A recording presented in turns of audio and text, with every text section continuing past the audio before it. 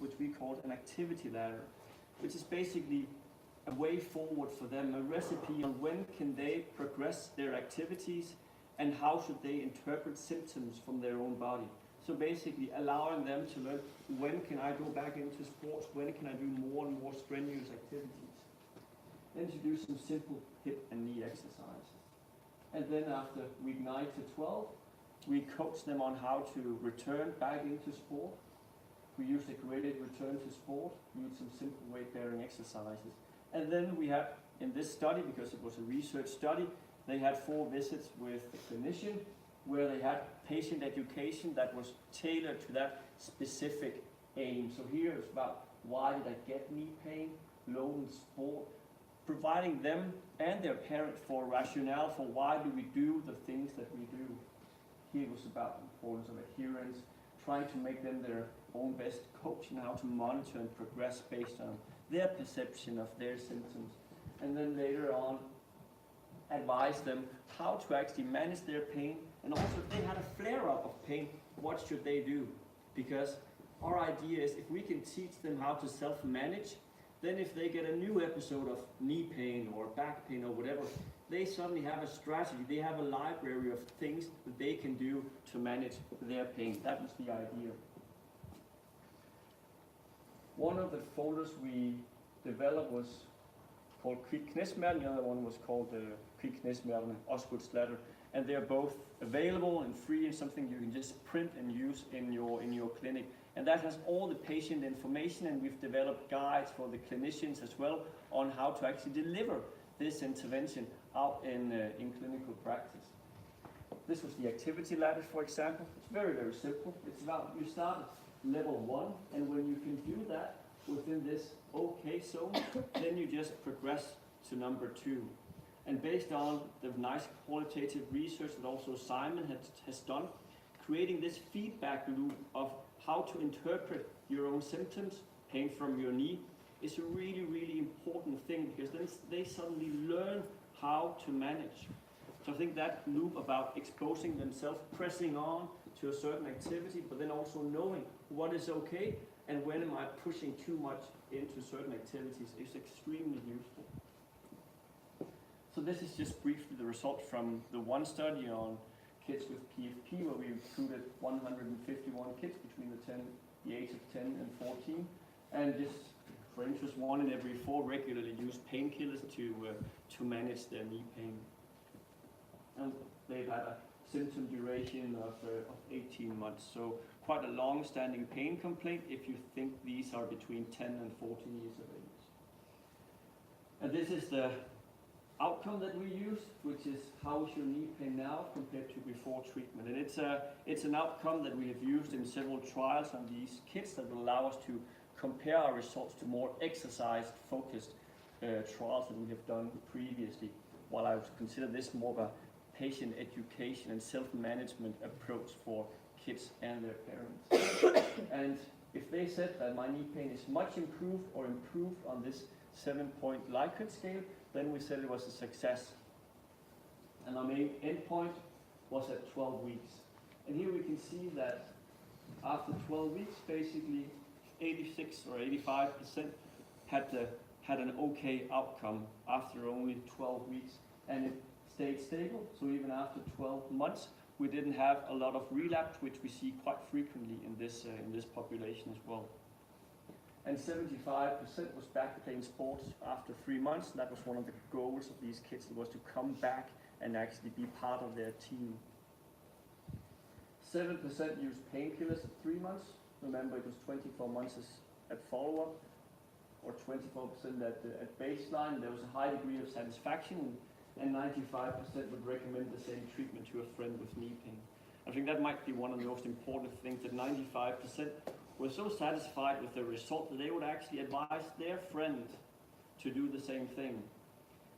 And if you think back to what Thorvald said about public health messages, support of your peers, actually getting messages out on what is the good strategy while not rest but taking an active approach, that might actually be a good thing, that these kids would advise something to their peers who would suffer from a similar type of knee pain. And this is just a single cohort study. But just to put it into perspective, these are 2 other studies that we have done in the same population of kids suffering from patellofemoral pain. And these 2 trials focused on supervised exercise therapy, where the kids had to turn up for a physiotherapist 3 times per week to get all the right hip and knee exercises. And we used exactly the same outcome. Boom! Roughly 1 in every 3 had a successful outcome after 3 months in the 2 previous trials in a similar age group, while we then turn it around and say, now we just want to have fewer visits, but focus on how can we support kids and parents on managing this themselves. And we have 85%. And up here it stays at that level. For me, that is powerful. So even though it's not a randomized controlled trial yet, this gives me confidence in saying, well, this would be a good strategy to actually start out with. And that is the strategy that is described in the 2 leaflets, where there's a similar result for Osgood-Schlatter, although not as positive in this, but a similar load management and education approach. And I will send the leaflets around to everybody afterwards, so you can use it, print them in your clinic. But besides that, Simon has done some important qualitative work. I just want to quickly run through some of the key points that he has done on what kids actually think, where we can optimize and improve our care of them. Because there's a lot of stakeholders involved in these kids with knee pain. There's both the schools, the sports club, the peers, or even lack of peers, and also the parents and the family. This is something that's come through from his qualitative studies. So I call them adolescent design optimization for what we actually do, because I think there's some nice input from the kids themselves on the do's and don'ts. Just quickly run through them. In the schools, don't exclude me from physical education. I want to be part of the team. And they don't want to be treated specially. For some, it's super stressful that I get grades for my PE classes in gymnasium, the upper secondary school. That is why some would actually use NSETs before a physical education class, so they can participate at the same level as they would without their knee pain. In the sports club, we need to harness the power of the coach, because the coach is a really, really strong, credible source of information. I think there we can deliver the right messages early on for these kids. Be careful about the peer pressure, because they don't want to stand out. And some even said they're a bit afraid to contact their GP, because they're afraid the GP will force them to go out of sport. They don't want to do it because they want to be there in their team. And then peers or lack of peers, it's again, they don't want to stand out. And they also want to have acceptance from their friend that it's actually okay to have knee pain. And it's okay to say no to some activities. And the parents and family, one of the strong statements was, I'm afraid to cry wolf too many times, the effect disappears. But parents, they are essential for guiding these kids around in the healthcare system. So we need to make sure it's not an intervention to the kids or the parents, but it's a family intervention, as Helene also highlighted. That's why I think it's important to bring both of them in for consultations. These are the 2 ones that I'll send out. Look out for this study. It will come out in the American Journal of Sports Medicine in the next week or so. And the take home from this is that knee pain is common. It's 1 in every 3, and it's not self-limiting. Quite a lot will actually continue to have symptoms. And for both Osgood-Schlatter and patellofemoral pain, a load management approach, this patient education, some simple exercises would be a good go-to strategy as the early first management strategy that you could use whenever you're in a club or in general practice. And they're both available in Danish, free to use, and there's even a how to do it and how to deliver it aimed at the clinicians as well. Thank you.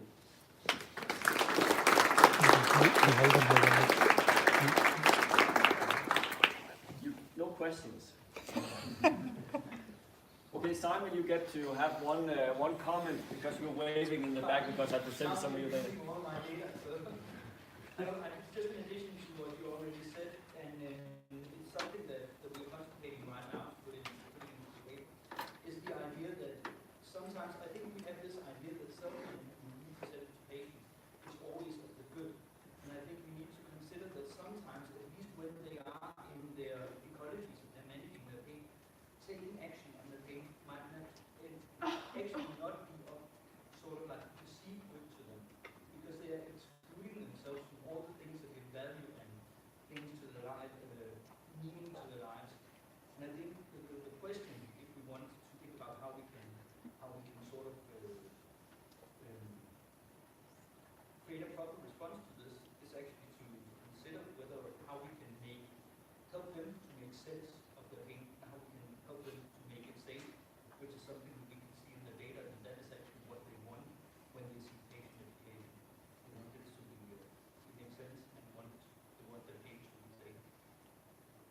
do the talk together next time. Martin, quick question. Thank you for the presentation. I was wondering, this cutoff level at 3 for acceptable pain, and then about that, do you have any comments on that? If I had to do it again, I wouldn't put numbers on it, and I wouldn't paint it red or green. I would use words, and I would use a framing like pain that is acceptable to you. We just did a study that was published last week where we used words in a similar self-management approach for chronic patellofemoral pain, but in adults, where we used pain that was acceptable to you as the green zone, so to speak. But this is based on an old scale that was used in the early 2000s, which we based it on. But I don't think that the threshold is the best way. I think using words might even be better and more meaningful to the patient, especially because, as we discussed with Shelley's data, 0, 1, or 2, it's not super easy for the kids to actually understand that concept.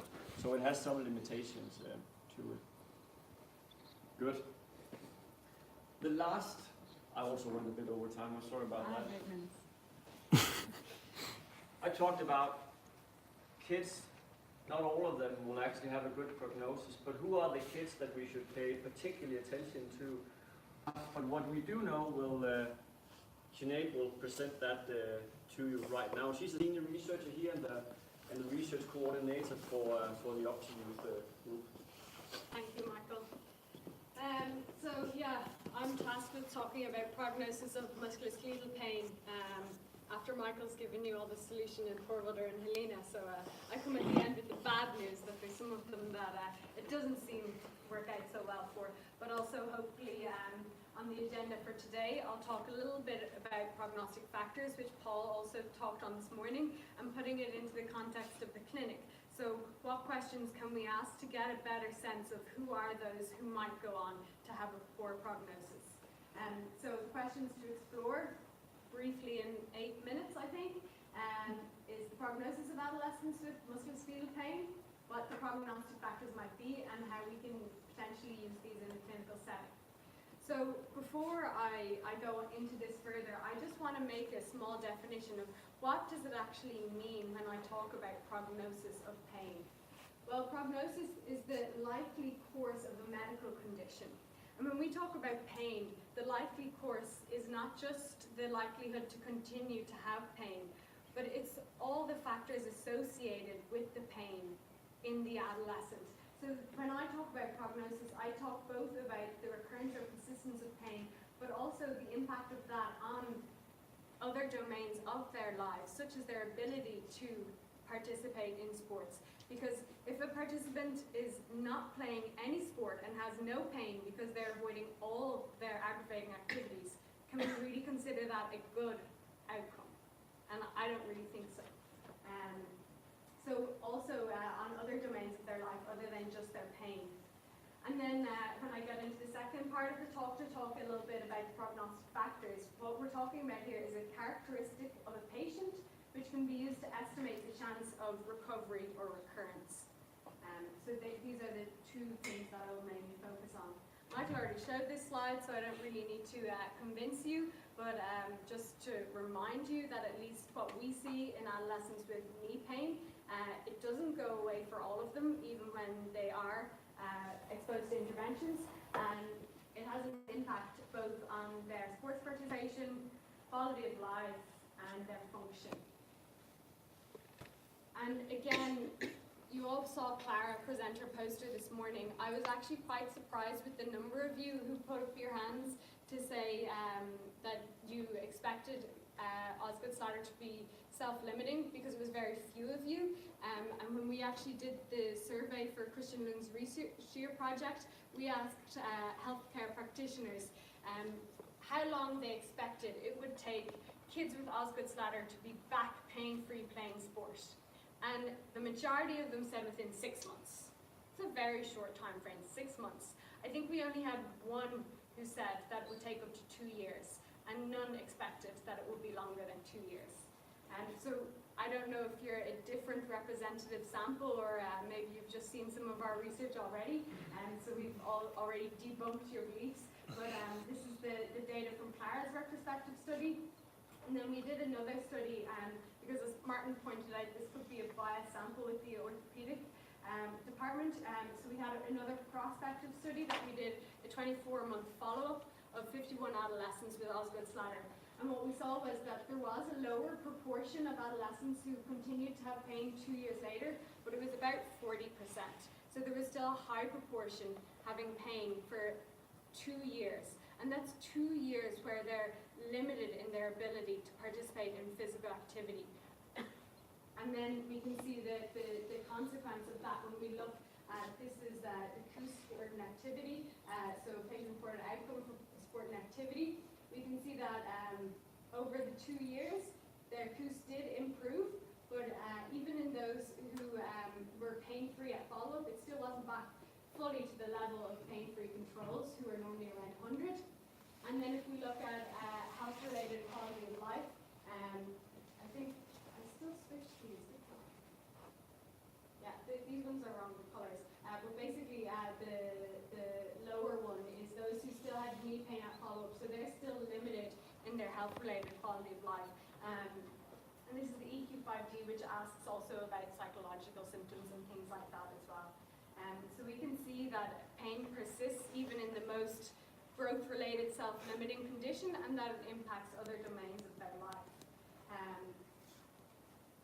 And I think for me, the impact on physical activity is really, really important, because adolescence is probably a period where we're laying down health behaviours. And if you're impeded in the ability to run a basic physical activity behaviour during your adolescent life, what sort of trajectory is that setting you up for your adult years to safely maintain participation in physical activity?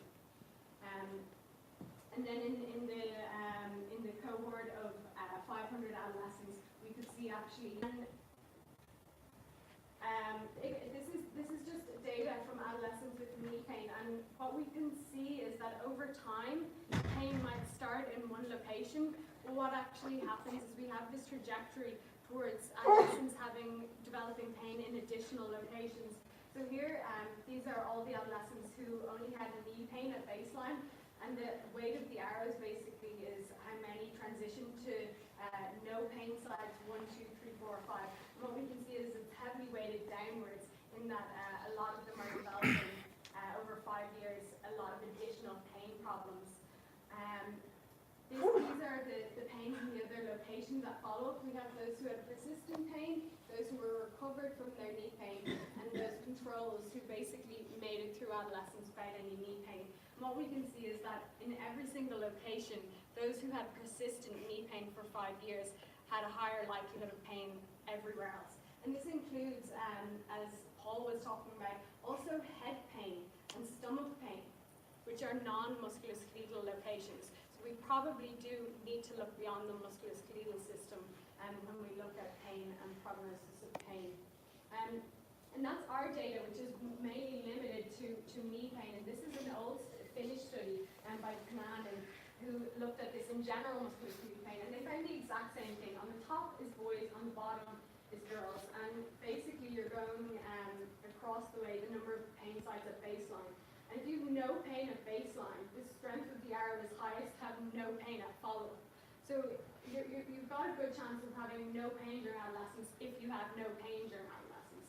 However, if you do have pain during adolescence, we can see this trajectory towards an increasing number of pain sites, especially the more pain domains you have. And just notably, it seems to be even stronger in the girls than in the boys. So Michael already let you know this, but yes, musculoskeletal is a problem. It's common, it impacts on life. It has a high degree of persistence, recurrence, and also potentially trajectory for additional pain sites. So the question is, can we predict those who are going to go on this trajectory of chronic long-standing pain, potentially developing pain in additional locations? And this is where we come to prognostic factors. Let me know if I'm going too fast. I know I'm under time. Have I been going for 10 minutes? Okay. We'll zoom through.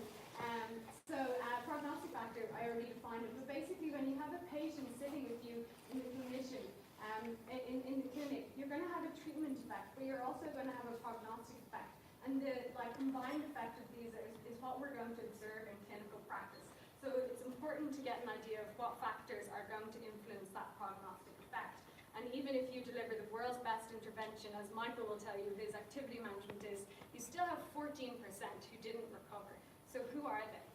And we looked in the cohort at multi-site pain, so whether or not you had pain in more than one location. Even after adjusting for sex, because we know that females are at higher risk for chronic long-standing pain, multi-site pain had an initial 25% increased risk.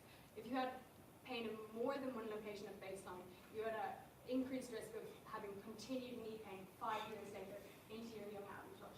So that's a bad combination. Final model, even after adjusting for these other factors, including sports participation, health-related quality of life, pain frequency, multi-site pain was still a factor. Now, importantly, sports participation was actually protective for prognosis. So it was those who had the lowest sports participation who were at the highest risk of having a poor prognosis or continued pain at follow-up. Lower health-related quality of life. These are probably related to the severity of the condition at baseline. Pain frequency. If you had daily pain, you're at a very high risk of continuing to have daily pain 5 years later. And then we did a study within where we did a clustering analysis, but this is just a little bit interesting because we tried to look at patterns for pain sites within adolescents with musculoskeletal pain. So the input into this statistical part of it was where they had pain.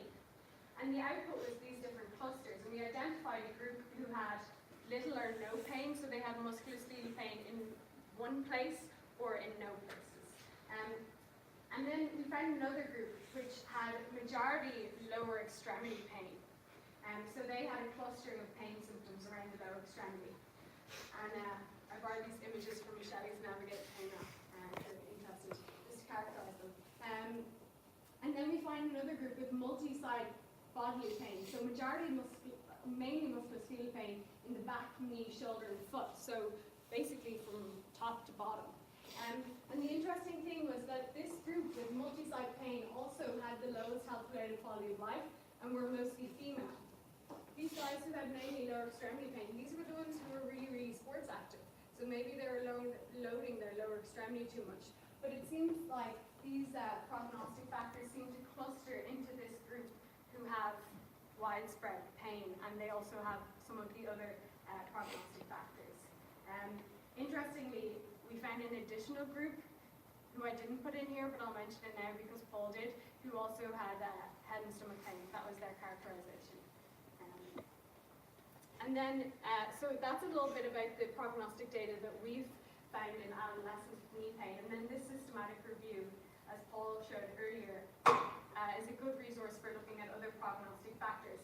So just to quickly summarize what they are, they found a positive relationship between older age and the persistence of musculoskeletal pain. I will say that it was very low quality rated evidence, so we still need to do a little bit more research, but this is what we have so far. And then they found that high activity limitations had higher risk of pain. We also saw those who were least active, so were they also the ones with activity limitations who had higher risk of persistent pain? And then negative emotional symptoms, so back to the psychological components of the pain experience, and seemed to increase the risk. They said that that was a trend on their meta-analysis. And then the new evidence from us that we've added there. This is a study I haven't presented today.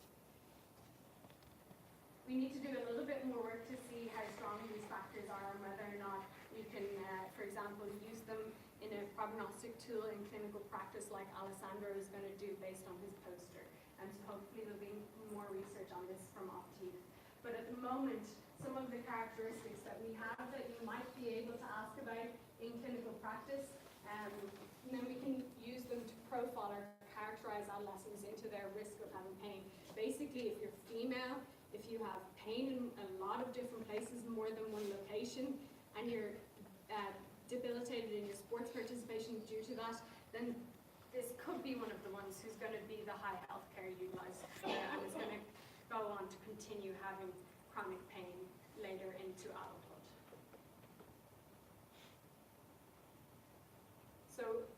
summary of my quick run through of the talk, a high proportion of adolescents will continue to experience pain that influences their lives. I think an interesting thing also on what Thorvaldur was saying is, how do we best communicate this with them?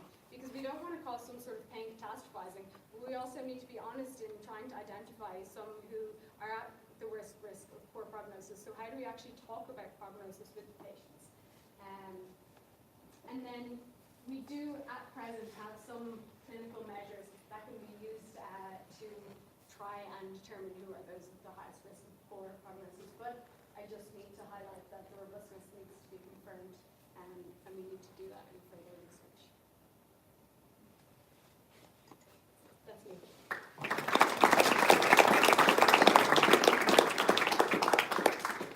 Thank you very much. Questions? We have time for just one question before we move to the last session.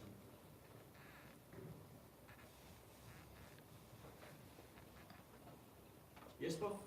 Yeah. Do you think that all the non-copers, those who didn't respond well to the treatment, do you think that sensitization could be one of the main reasons for not coping to the treatment? Or So I had 15 minutes to talk, so I didn't put that data in, but we do in a cohort of 150 adolescents with knee pain. We took some measures of pain sensitivity, so pressure pain thresholds, and also we looked at temporal summation of pain, which for those of you who aren't familiar, it's a mechanistic pro-nociceptive characteristic. So that was predictive of outcome, but it explained a very, very low proportion of the variance. But in these young adolescents, it was associated with whether or not they deemed themselves recovered, and also pain intensity after adjusting for baseline pain intensity. So it's something that, again, we probably need to evaluate in further studies to evaluate the robustness. It was a very, very low portion of the variance it explained. It's probably not the only thing. Thank you.